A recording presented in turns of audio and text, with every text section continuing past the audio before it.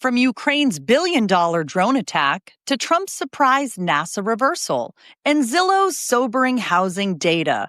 Plus today's trivia question: what material, once just science fiction, is now real and called transparent aluminum? I will tell you all about that at the end of the show. It's Monday, June 2nd. This is the Flyover Podcast. Welcome to the Flyover Podcast, taking you above the noise for an unbiased, high-altitude view of today's headlines with daily coverage that's honest and refreshing. Let's cruise the news and land the facts. Good morning and happy Monday. It's the first Monday of June. Is anyone else thinking, where has this year gone already? I'm your weekday host, Ayla Brown. Whether you're sipping coffee or stuck in traffic, I've got you covered with the biggest stories and a few things to make you go, I didn't know that. So let's take off with today's biggest headlines. First up, Ukraine has launched a major drone strike on 4 Russian airfields, claiming it destroyed more than 40 bomber planes and caused $7 billion in damages. Ukrainian officials say the operation had been planned for over a year and was carried out entirely by Ukrainian forces using drones launched from trucks disguised as mobile homes. Russia has labeled the attack an act of terror and claims it has arrested Ukrainian operatives, though Ukraine says all personnel involved have safely escaped. Next, President Trump has withdrawn his nomination of billionaire Jared Isaacman to lead NASA. The announcement came just days before a planned Senate vote, with the president citing concerns over Isaacman's past associations. Conservative commentator Laura Loomer suggested that Isaacman has donated to Democratic causes and maintained a close relationship with Elon Musk, factors some insiders say contributed to the decision. The White House says a new nominee will be announced who aligns more closely with President Trump's, quote, America First in Space agenda. And lastly, according to new data from Zillow, only 11 metro areas in the United States remain affordable for median income families, putting 10% down on a home. These areas are mostly located in the Midwest and the South, including cities like Detroit, Cincinnati, and Oklahoma City. However, even traditionally affordable regions are seeing prices rise. For example, in Buffalo, strong job growth and low housing inventory have driven prices above what many families can afford, even with a 20% down payment. You can read more about these stories and all stories today in today's email edition of The Flyover. You can subscribe for free at jointheflyover.com, and we hope you do. Let's talk politics. President Trump and Chinese President Xi Jinping are expected to speak this week as part of an effort to revive trade negotiations. According to National Economic Council Director Kevin Hassett, the conversation will center on tariff tensions and efforts to reduce reliance on Chinese manufacturing. Trump has been pushing for a shift back to Made in America, and sources say he may push Xi for concessions on intellectual property and supply chain transparency.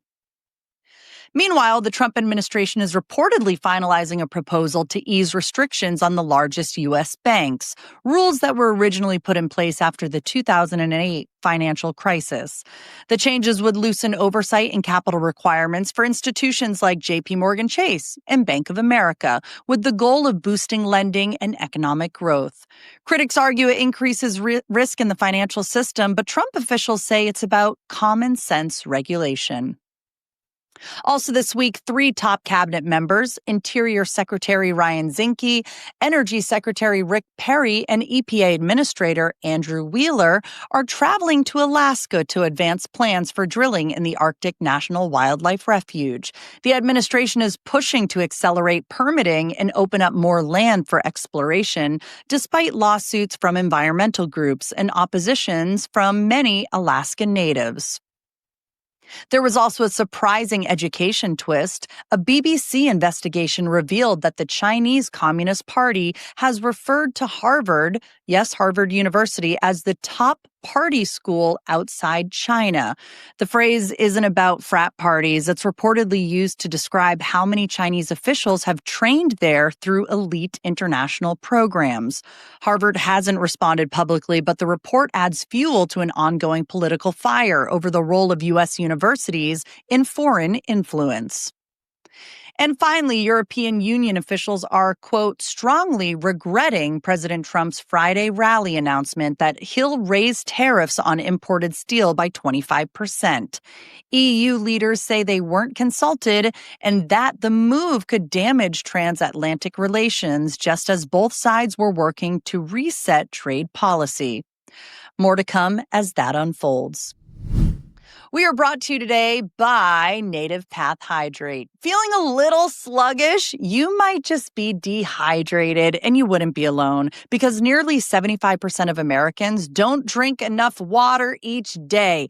That is me, and that's why I've been trying Native Hydrate from Native Path. It's not like those high-sodium mixes meant for marathon runners. It has just 230 milligrams of sodium and 0 sugars, dyes, or artificial junk. Instead, it's packed with all 9 essential amino acids and BCAAs to help with energy, muscle recovery, and daily hydration. It's only 5 calories per serving, and yes, it actually tastes amazing. I know, because I've had the entire pack already. Here's the best part. Native Hydrate comes with a 365-day money-back guarantee. So really, there's kind of nothing to lose. Go to nativehydrate.com/flyover to give it a shot and fuel your body the right way. Or if it's easier, just click on the link in the description below.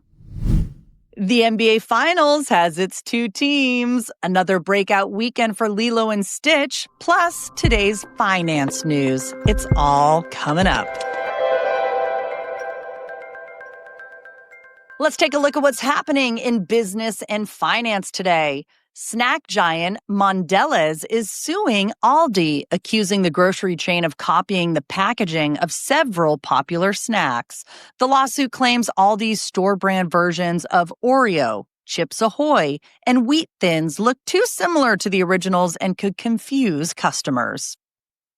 Next, American Airlines has unveiled its upgraded 787-9 Dreamliner, now outfitted with new flagship suites. The airline says the redesigned cabins are meant to compete with luxury offerings from rivals like United and Delta, especially on those long-haul international flights. And Disney's live-action remake of Lilo and Stitch continues to climb the box office charts, earning $280.1 million domestically. It has now surpassed Sinners to become the second highest-grossing film of the year. Have you seen it yet? Let us know in the comments section. Here's what's going down in the world of sports. The 2025 NBA Finals are set, with the Oklahoma City Thunder heading in as strong favorites against the Indiana Pacers. It's a classic clash of strengths. Oklahoma City's top-tier defense versus the Pacers' league-best offense. So if you're going to watch these games, expect a high-energy series.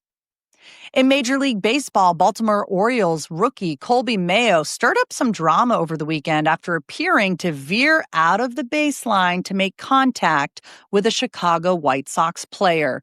The move triggered a benches clearing incident and plenty of heated debate. You can see that video on today's email edition of The Flyover. And in Europe, celebrations turned tragic following Paris Saint-Germain's Champions League win. Two fans were found dead after post-match chaos in Paris, casting a shadow over what was supposed to be a historic night for the club. How about this science and technology news? It is a big month for stargazers. June is serving up a full strawberry moon and one of the best chances all year to see Mercury with the naked eye. You won't need any fancy equipment for this one, just clear skies and maybe, bug spray if you're in the Northeast. Meanwhile, a New Zealand-based company called Dawn Aerospace is shaking things up in the space industry. They just announced plans to sell space planes directly to customers. kind of like how Boeing sells aircraft to airlines. This could be a major shift in how private space travel works. Imagine ordering a spacecraft the way you would order a fleet of jets. Wow, if you have the money, of course. And finally, if you're a Mac user, get ready for a software update inspired by scenic views. Apple's next Mac OS system is reportedly going to be named Tahoe, according to a leak ahead of the company's big June 9th event. No word yet on what exactly it does, but if it's anything like the lake, let's hope it's smooth, deep, and doesn't crash. Here's what's happening in the world beyond our borders. Hamas has formally responded to a U.S.-backed ceasefire proposal in Gaza, asking for several amendments specifically related to humanitarian aid access, the timeline for releasing hostages, and a phased Israeli withdrawal. Israel has already approved the draft, but U.S. envoy Steve Witkoff called Hamas's counterproposal, quote, totally unacceptable. Next, a smartphone smuggled out of North Korea has revealed new details about the regime's surveillance practices. The device was found to secretly take screenshots every 5 minutes and censor South Korean slang, offering a rare first-hand look into the country's digital control. And in Switzerland, the village of Blatten was completely destroyed last week after a massive landslide sent more than 318 million cubic feet of rock and ice tumbling down from the Nesthorn mountain. All 300 residents had been evacuated days in advance, so no injuries were reported. Coming up, a suspected terror attack in Boulder, Colorado. All of the details are right after this. Time for some headlines you might have missed. A suspected terror attack in Boulder, Colorado left several people injured on Sunday after a man allegedly doused victims with a flammable liquid and set them on fire near a pro-Israel demonstration. Authorities say the incident took place at a busy downtown intersection and involved multiple bystanders. Witnesses reported a chaotic scene as flames erupted and people rushed to help. The suspect, who was arrested on site, is being investigated for possible terrorism-related motives. In celebrity news, Buffalo Bills quarterback Josh Allen and actress Haley Steinfeld are officially married. The two tied the knot on Saturday in a lavish ceremony out in Ventura, California. They started dating back in 2023, and Josh Allen says that Haley was his rock during his MVP season last year. Meanwhile, over in Denali National Park, 5 new Alaskan Husky puppies have arrived, and they already have names that sound like a weather report: Squall, Storm, Grauple, Dew, and Fog. You can catch all the cuteness on the park's live puppy cam. And if you want a link to that, you can find it in today's email edition of the Flyover. Highly recommended if you need a midday serotonin boost.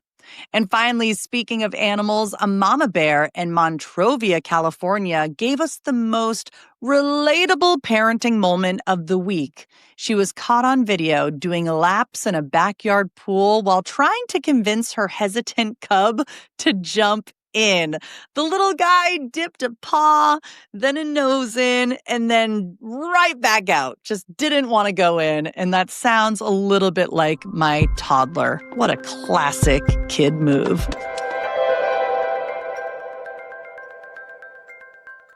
Here's yesterday's question and the results in the polls. Do you enjoy Renaissance festivals? Oh my goodness. 52% says, methinks I don't care.